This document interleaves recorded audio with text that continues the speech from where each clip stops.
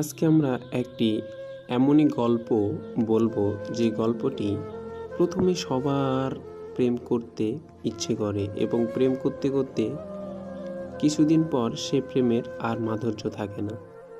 দেখা যায় যে প্রেমিক প্রেমিকার সাথে আর সেই রকমভাবে কথা বলতে চায় না, তাকে ইগনোর করে চলে। তো আজকে আমরা সেই বিষয়েই একটি প্রেম বিচ্ছেদের গল্প বলবো। এক গ্রামে ছিল এক সুন্দরী মেয়ে আর এক গ্রামে ছিল এক সুন্দর যুবক। দুজনে ছিল অনেক সুন্দর, মেধাবী। তারা একে অপরে তাদের স্কুল লাইফে তাদের রিলেশন শুরু হয়, এক কথায় বন্ধুত্ব। তারা একে অপরকে না দেখলে, না কথা বললে তাদের দিনই মনে হয় যে যায় না। এভাবে করতে করতে তাদের সম্পর্ক যত গভীর হয় এবং যত বছর যেতে শুরু করে তাদের বন্ধুত্ব তত গভীর থাকে। কিন্তু হঠাৎ একদিন দুই দিন হতে হতে একটি ছেলে এবং মেয়ে উভয়ই তাদেরকে দেখা যায় যে তাদের ভিতর একটু পরিবর্তন। মেয়েটি ছেলেটিকে অনেক গভীর ভালোবাসতো, কিন্তু ছেলেটি দেখা যেত যদি কোনো সুন্দরী মেয়ে তার বন্ধু হয় তখন তাকে একটু ইগনোর করে চলতো। এভাবে এভাবে দিন চলতে শুরু করলো। যদি তাকে মেসেজ করে সেই মেসেজের উত্তর সে দেরিতে দেয়। বছরের পর বছরের ভালোবাসা তখন থেকে একটু একটু করে দুর্বল হতে থাকে। তাই আমাদের ভালোবাসার প্রথম মুহূর্তগুলো অনেক সুন্দর কাটে, কিন্তু পরবর্তীতে যে কি হয় জানে না। আস্তে আস্তে সেই ভালোবাসার আর মূল্য থাকে না। প্রথম প্রথম সব জিনিসই আমরা যে গুরুত্ব দিই সেই গুরুত্বটা প্রত্যেকটা ব্যক্তির পরবর্তীতে দেওয়া উচিত। কিন্তু তারপরে কি হলো শুনুন। গল্পটির সেখানে একটি এমনই কাহিনী, যা হলো সেই ছেলে অন্য একটি মেয়ের পাল্লায় পড়ে। যে মেয়েটি ছিল অনেক ধনী পরিবারের, সে মেয়েটি ছেলেটিকে মিথ্যে ভালোবাসার অভিনয় করা শুরু করে, যা ছেলেটি বুঝতে না পেরে ছেলেটি মনে করে, ও আমার তো লাকি চান্স, আজ থেকে আমার ভাগ্যই খুলে যাবে। যদি তার সাথে বিয়ে হয় তো আমার তো আর কোনো কাজকাম করে খেতে হবে না। এ ভেবে ছেলেটি মেয়েটিকে প্রতিদিন মেসেজ থেকে শুরু করে অনেক ধরনের বার্তা পাঠানো শুরু করে। এক পর্যায়ে তাদের মধ্যে আরও গভীর সম্পর্ক হতে থাকে।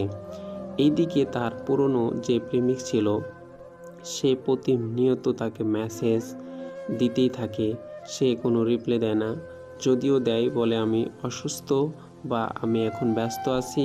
এভাবে তাকে ইগনোর করে চলতে থাকে। যদি সে বলে কেমন আছো, একটু বলে ভালো আছি, তারপরে আর কোনো উত্তর দেয় না। সে ওদিক থেকে মেসেজের পর মেসেজ করতেই থাকে। এক পর্যায়ে দেখা যায় তাদের সম্পর্কটা অনেক অনেক বিচ্ছেদময় হয়ে আসে। ছেলেটি তো অন্য আরেকটি মেয়ের প্রেমে ব্যস্ত, কিন্তু মেয়েটাও যে অন্য আরেকটি ছেলের সাথে রিলেশন করত আর একে ভালোবাসার অভিনয় করত সে ছেলেটি বুঝতে পারেনি।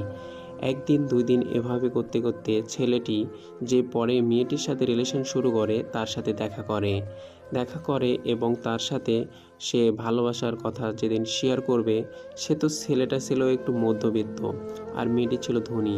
তাকে বলে আইফোন দেওয়ার কথা। মেয়েটি যখন আইফোন ছেলেটির কাছ থেকে চায় তখন তো ছেলের মাথায় হাত।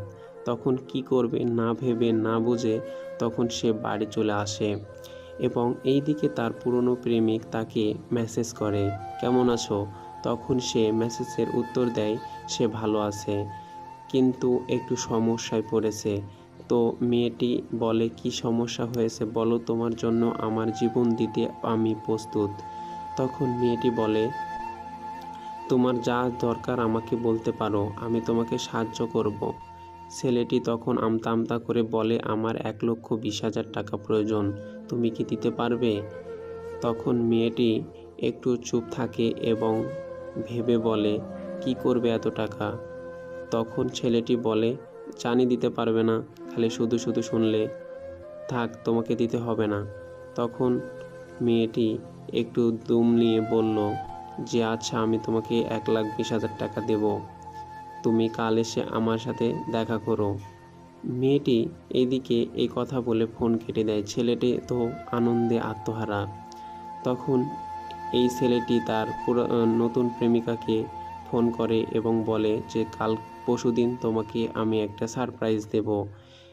মেয়ে তার পুরাতন প্রেমিকার কাছ থেকে টাকা নিয়ে এসে সে একটি আইফোন কিনে এবং সে মেয়েটিকে দেয়। মেয়েটি তখন তার আইফোন পেয়ে তাকে একটা চুমু দেয় এবং বলে, সোনা তুমি অনেক ভালো যে আমার কথা মতো তুমি আমাকে আইফোন দিয়েছো। যার কাছ থেকে আমাদের ভালোবাসা আরও অনেক গভীর হলো। তাই বলে সে মেয়েটি বলল, আজকে আমি যাই, আমার শরীর খারাপ, বলে মেয়েটি চলে গেল। এইদিকে ছেলেটিও চলে আসলো। তারপর ফোন দিলে ধরে কথা বলে। কিছুক্ষণ পরে বলে যে আমার আর ভালো লাগছে না, আমি একটু পরে কথা বলছি। এ বলে তার নতুন প্রেমিক ফোন কেটে দেয়। আস্তে আস্তে মেয়েটি তাকে ইগনোর করা শুরু করে। এইদিকে তাদের ভালোবাসাটা এমন পর্যায়ে চলে যায় যা সে ছেলেটি তাকে ভুলতে পারে না। এইদিকে তার পুরাতন প্রেমিক ছেলেটিকে ভুলতে পারে না। এই থেকে বোঝা যাচ্ছে যে কাউকে ঠকিয়ে কেউ কোনোদিন ভালো থাকতে পারে না। তাই আমাদের প্রত্যেকের উচিত প্রত্যেকে যেভাবে যাকে ভালোবাসো না কেন তাকে একনিষ্ঠাভাবে ভালোবাসা উচিত। একটা ফুল থেকে আরেকটি ফুল যেমন তুলতে গেলে কোনো না কোনো একটা ধাপ পেরোতে হয়, সেই ধাপে যাওয়ার আগে আমাদের ভেবে দেখতে হবে যে আমরা যে ধাপে যাচ্ছি সে ধাপটা সত্যি আমাদের কি যাওয়া উচিত। ছেলেটি এই দিকে আস্তে আস্তে ভেঙে পড়ে যে মেয়েটি কেন তার আর রিপ্লাই দিচ্ছে না, তার সাথে দেখা করলে সে দেখা করতে চায় না, ফোন দিলে ফোন ধরে না। এইদিকে তার পুরাতন প্রেমিক তাকে বলে, তোমার যে সমস্যা ছিল সেটা কি সমাধান হয়েছে? তখন সে বলে, আচ্ছা আমি তোমার সাথে দেখা করতে যাচ্ছি। তখন মেয়েটির সাথে ছেলেটি আবার দেখা করে তার পুরাতন প্রেমিকার সাথে। ছেলেটি তার পা ধরে যে কাঁদতে লাগে এবং বলে, আমি তোমার কাছে ক্ষমা চাচ্ছি, অনেক অনেক ক্ষমা চাচ্ছি, আমাকে মাফ করো। আমি তোমার ভালোবাসা বুঝতে পারিনি, তাই তোমাকে আমি ইগনোর করেছি, কষ্ট দিয়েছি। আজ থেকে আমি কথা দিচ্ছি তোমাকে আর কোনো দিন ভুলে যাব না, আমাকে ক্ষমা করো। তখন বলল, কি হয়েছে তোমার? আমি তো তোমার উপর কোনো রাগ করিনি। তোমার যেই সমস্যা হয়েছিল সেটার কি সমাধান হয়েছে?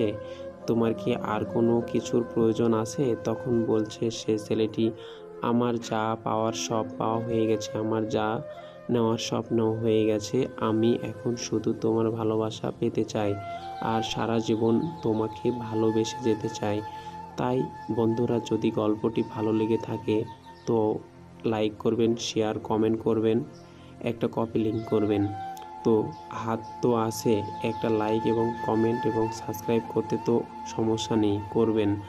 আর এই ধরনের গল্প পেতে পরবর্তীতে চ্যানেলটি সাবস্ক্রাইব করে রাখবেন। ধন্যবাদ।